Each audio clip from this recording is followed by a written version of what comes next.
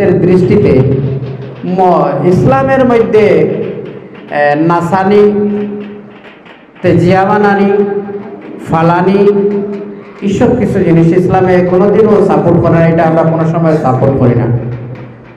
সুতরাং যারা জানি না তারা কোন নিয়তে বা কোন সেন্সে তারা এইভাবে মহরম উদযাপন করে, সুতরাং আমার মনে হয় এটা চিন্তা ভাবনা করার প্রয়োজন যে মহরমের আমরা এইভাবে না করিয়া, যেহেতু কিছু জিনিস আমরা দেখতে পাই যে এগুলা আমরা মানি নিতে পারি না, যেগুলা মানার মতো নাই। এজিদের মধ্যে বুঝি রাজত্ব সালানির মতো যোগ্যতা আসল ফলো নাউজুবিল্লাহ জালিম, পাপিষ্ট, জিনাকারী, ফাসিক, মুনাফিক এই লম্বট এজিদরে সমর্থন করেন। আর এজিদের সমর্থকে কিছু জিনিস আজকে